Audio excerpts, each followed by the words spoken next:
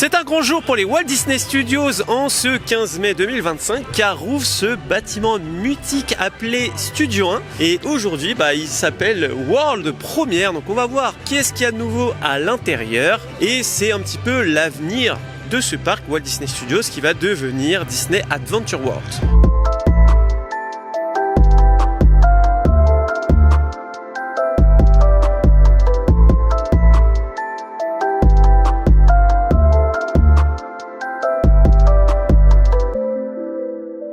Aujourd'hui, le programme, c'est de voir ce que nous propose de nouveau ce bâtiment emblématique des Walt Disney Studios. Et on va essayer de voir du coup la boutique, goûter quelque chose dans le restaurant. Lors de ma précédente vidéo sur la nouvelle saison de Disneyland Paris, on a raté des animations. Donc on va essayer de voir si on peut pas essayer de les voir aujourd'hui. Il y a aussi une nouvelle chasse au trésor gratuite. Donc on va essayer de la faire aujourd'hui.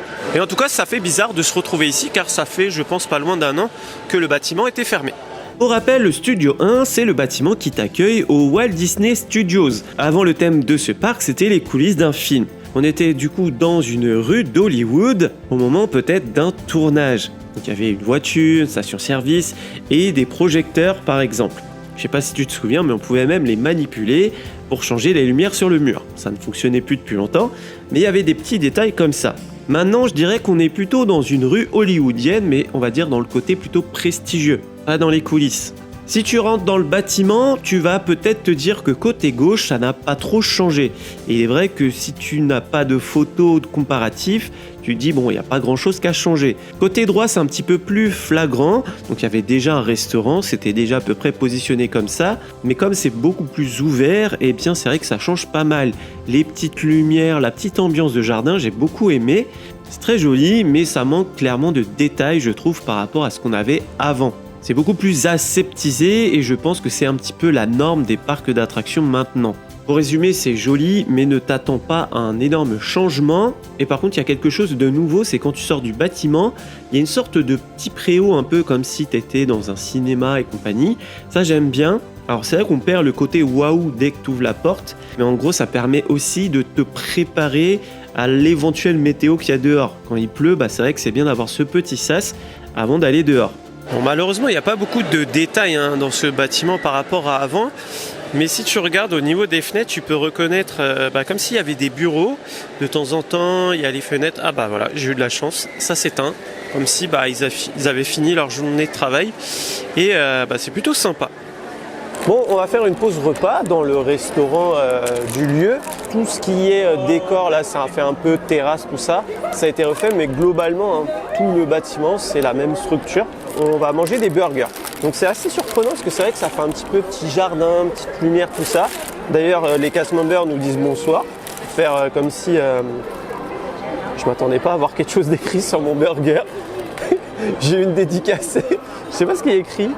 C'est quoi? C'est HG, parce que le HG Hollywood Garden. Ah, heureusement qu'il y a pris Hollywood Garden. Voilà, c'est écrit dessus. C'est une belle petite attention. C'est un peu bizarre de ne pas retrouver des petits plats un peu brasserie, mais les burgers ont l'air assez qualitatifs. Donc j'ai payé 20 € pour le menu, burger poulet, une boisson et des frites. Tu peux aussi avoir une salade. Bon, pour un parc, ça va. Elles sont bonnes et voyons. J'aime trop. Stylé ça. Je finis tranquillement. Alors il y a du guacamole, du poulet, du cheddar, de la salade, des oignons si je ne me trompe pas. Premier croc est bon, mais on sait très bien que c'est plutôt le milieu. Et on est sur une qualité qui est au-dessus de Hyperion quand même. Franchement, c'est cher, mais on voit qu'on est quand même sur un truc assez qualitatif. Ah oui, et on voulait goûter les desserts, sauf qu'ils ne sont pas disponibles là tout de suite, parce que c'est le premier jour d'ouverture et il doit y avoir un bug. La dame nous a dit de repasser dans l'après-midi, donc on se fera peut-être un petit goûter en testant les desserts. Et ouais, ils sont très courtois, tout ça. Bon, on voit que c'est le premier jour, ils cherchent un peu, mais ils sont très sympas. Donc voilà la carte, comme tu peux le voir, c'est principalement des burgers, donc tu en as 4, un au poulet, un au bœuf avec aubergine, donc tu as un peu des légumes, courgettes, tu en as au poisson, tu en as un végé et après tu vas avoir des salades. Bon, je peux me rapprocher, je vais me rapprocher. Donc tu as une salade vegan et l'autre salade César que tu retrouves déjà dans le parc. Après à la carte tu as des nuggets salade. Les desserts malheureusement ne sont pas disponibles mais apparemment cet après-midi c'est bon. Et après tu as des glaces, des boissons et en termes de tarifs, faut compter entre 15 et 20 euros pour manger ici un menu. Tu as aussi des nuggets de poulet en forme d'étoile. Ils appellent ça les nuggets Star je crois. Alors je sais pas combien ça coûte parce que c'est pas à moi mais il ressemble à ça. Tu as aussi la salade César qui ressemble à ça, donc c'est 12 euros juste la salade et 15 le menu avec une boisson. Voilà, donc elle fait la taille à peu près des salades d'accompagnement de Burger King. Il faut savoir qu'il y a des bornes. Bon là, elles sont éteintes celles-ci, mais je te rassure, il y en a des ouvertes. Donc ça, c'est pratique pour commander. Mais là, actuellement, le premier jour, on ne pouvait pas profiter de la remise des passes sur les bornes. Je ne sais pas si c'est un retard ou quoi, mais on a dû aller en caisse pour avoir la réduction du pass annuel. Eh bien, il était bon ce repas, je me suis bien régalé, surtout qu'on était dans les premiers clients. C'est vrai que d'habitude, le premier jour, c'est pas toujours ça. Là, franchement, moi, j'ai rien à reprocher à ce restaurant. C'était bon, c'était chaud et avec un très bon accueil. Alors, il est vrai que 20 euros, quand même, ça fait cher. Mais voilà, c'est quand même de la qualité, je pense. Je trouve que le cheddar avait un bon goût. En général, dans les fast-food, ça n'a pas trop de goût. Là, j'ai aimé ce burger et je pense que c'est possible que je le reprenne une prochaine fois. Surtout que j'ai bien aimé l'ambiance de la terrasse. En fait, on a été en hauteur. En fait, ça fait vraiment comme si tu étais dehors quand il fait nuit. Je pense qu'en termes général, le bâtiment a une plus-value quand tu es en hauteur. Je trouve que c'est beaucoup plus joli en haut que quand tu es en bas. Donc par rapport à mon expérience à moi, je recommande. On va aller faire un tour dans la boutique car dans ce Studio 1, maintenant appelé World Premiere, tu avais déjà une boutique, donc on va aller voir comment ça a été agencé. Donc là il y a la boutique Pandora, là il y a la boutique des souvenirs et le maquillage est de retour également. À propos de la boutique, il s'agit surtout d'un réaménagement. Ils ont réagencé la façon de proposer les produits. Ils ont changé bien sûr la déco quand même. Mais on va dire que voilà, ça reste une boutique Disney. Il y a plein de références. J'ai pas forcément remarqué qu'il y ait des produits propres à cette boutique. Tu as quand même des objets de Walt Disney Studios. Faut en profiter parce que bientôt ça va changer de nom. Il y a peut-être un nouveau t-shirt. Je crois que je l'avais jamais vu celui-ci. Mais bon voilà, c'est une boutique Disney. Je vais pas m'étaler sur le sujet. Mais elle est jolie. On a changé de parc, on est au Disneyland Park et nous allons faire une chasse au trésor. Donc c'est assez récent, c'est sorti il y a quelques jours. On peut faire gratuitement une chasse au trésor pour trouver les pépites d'or dans Frontierland, donc la partie Far West. Donc il faut que tu demandes ce fascicule aux personnes de Main Street, soit qui gèrent la propreté, soit les guest co, donc c'est les personnes qui gèrent le flux. Et en fait, tu vas avoir un fascicule où il va falloir écrire où est-ce que tu as trouvé la pépite, ou tu peux prendre aussi avec ton téléphone pour montrer où est-ce que tu as trouvé les pépites. Et apparemment on va avoir une surprise si on y arrive et c'est gratuit. Donc tu as des pancartes sur les palissades, ça permet d'habiller un petit peu et ça te vend un petit peu la chasse au trésor. Ça te dit qu'il faut aller aussi dans les restaurants et les boutiques et de ne pas hésiter à demander des indices. C'est une super idée de la part de Disneyland Paris de proposer ça. On a passé vraiment un très bon moment. En plus on a eu de la chance, il faisait beau et c'est vrai que la zone Frontierland est pleine de détails. Et malgré le fait que je vais régulièrement à Disneyland Paris, j'ai découvert ou redécouvert des détails.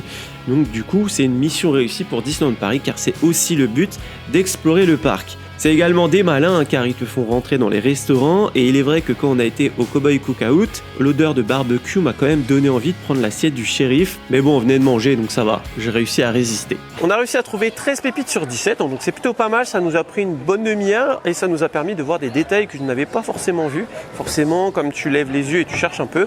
Donc c'est une bonne expérience, on va aller chercher notre récompense. On en a une 14e pour la route, donc je t'invite vraiment à lever les yeux partout. Bon du coup, la récompense, c'est soit tu peux avoir moins 15% dans la boutique de Frontierland et certains restaurants de Frontierland, ou soit tu peux avoir un coup de tir à la carabine.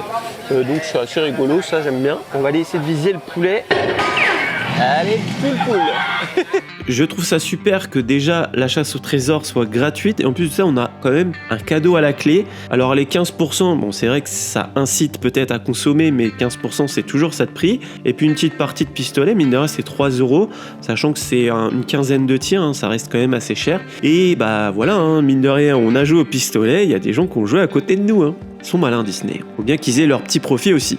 Et de retour au Walt Disney Studios, au Hollywood Garden, là où on a mangé ce midi, et ça y est, ils ont les desserts. Donc j'ai pris 2 desserts, enfin 2 goûters. Donc ça c'est l'empreinte de Mickey, et petit truc cool, c'est qu'il y a vraiment les empreintes de Mickey avec la dédicace, c'est comme ils font à Hollywood, là les mains dans le sol ou dans le mur.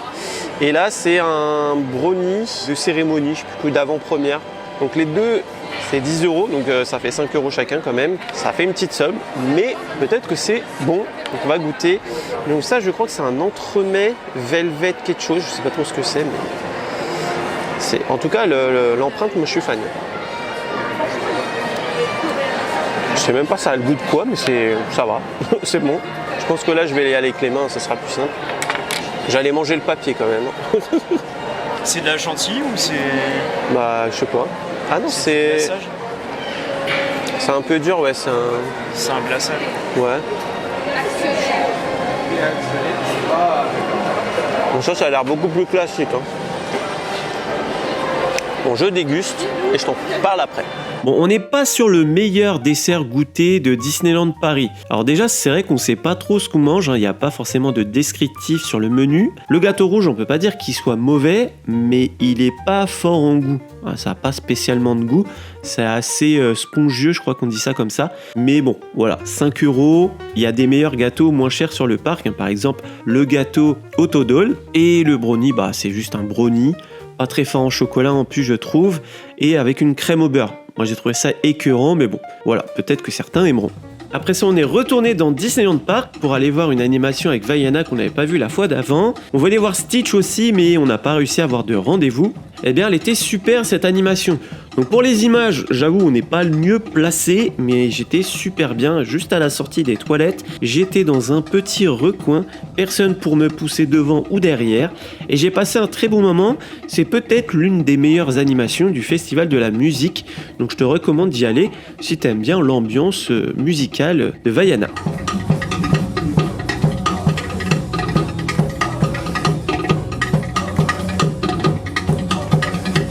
Bon, je te fais un petit point nouveauté, hein, comme chaque vidéo à Disney, ils ont rouvert, enfin ils vont bientôt rouvrir la nouvelle terrasse qu'il y a à Casey Corner. Je pense que ça fait pas loin d'1 an que c'est fermé, ça me surprend de faire que ça pour 1 an. Dis-moi ce que t'en penses en commentaire. Mais en tout cas, il y a beaucoup moins de palissades sur le parc et ça fait plaisir.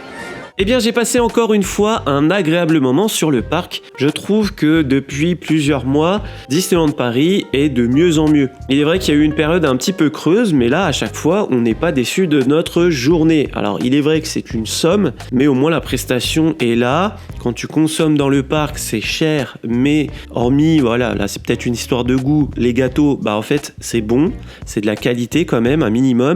Et c'est aussi ça qu'on recherche dans un parc à thème, c'est de vivre des expériences, comme par exemple la chasse au trésor. Concernant World Première, bon, il n'y a rien d'extraordinaire, mais bon, on voit que le parc se renouvelle, essaye de s'entretenir et d'évoluer. Et le festival de la musique, ça c'est super pour animer le parc. J'en parle pas souvent, mais ça peut arriver des fois dans un parc d'attractions que tu as une mauvaise expérience. Là, le matin, j'ai pas commencé dans des bonnes conditions. Peut-être que ça peut se voir dans certaines images. Et malgré tout, malgré que j'ai un peu ruminé dans la journée, eh bien j'ai passé une agréable journée. Si tu comptes venir avec une poignée ou quelque chose pour tenir ton téléphone ou ta caméra, tu vas peut-être te faire refuser l'entrée avec. On le sait depuis quelques années, il est interdit d'avoir des perches à selfie dans le parc. Et en fait, moi je viens au parc avec un monopode qui me permet de tenir un petit peu mieux ma caméra, même si je la déploie pas, eh bien en fait j'ai jamais eu de problème. On m'a déjà un peu mal regardé, la sécurité des fois ils sont pas super cool je trouve à Disneyland Paris, c'est peut-être le défaut. On m'a des fois demandé d'ouvrir le sac, voilà je montre, ça s'est globalement bien passé à chaque fois. Et là, ce n'est pas passé, on m'a dit que c'était interdit. Je pense qu'il y a des manières de parler et de faire. Là, on parle juste d'un monopode, j'avais pas une arme dans mon sac. Et je pense que tout le monde est logé à la même enseigne.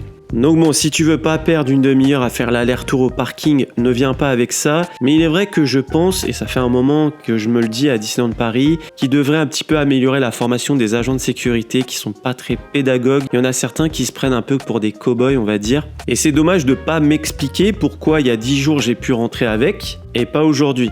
sachant que la personne et les responsables m'ont dit ça fait 6 mois que c'est comme ça. Bon, c'est pas bien grave, hein, mais c'est vrai que ça peut un peu miner sur ta journée, et la preuve en est, après j'ai passé une super journée, donc ça montre que Disney ont quand même cette force de te faire passer les problèmes. Bon, et bien voilà, cette journée se termine au Disney Village, ça devient une petite habitude, hein.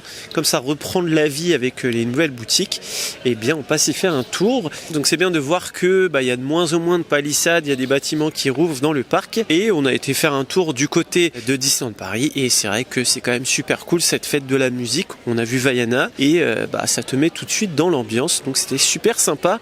Donc je t'invite à aller voir la précédente vidéo, hein, si tu as raté les précédentes animations. Dis-moi dans les commentaires ce que tu as pensé de la vidéo et ce que tu penses de ces nouveautés. Si tu as aimé la vidéo, n'oublie pas de la liker, hein, ça fait toujours plaisir et ça fait vivre la chaîne. Si tu découvres la chaîne grâce à cette vidéo, n'oublie pas de t'abonner juste en dessous, il y a un petit bouton. Ici on parle des parcs d'attractions et tout ce qui est lié au divertissement toutes les semaines. Sur ce, il me reste plus qu'à te faire des bisous et bim!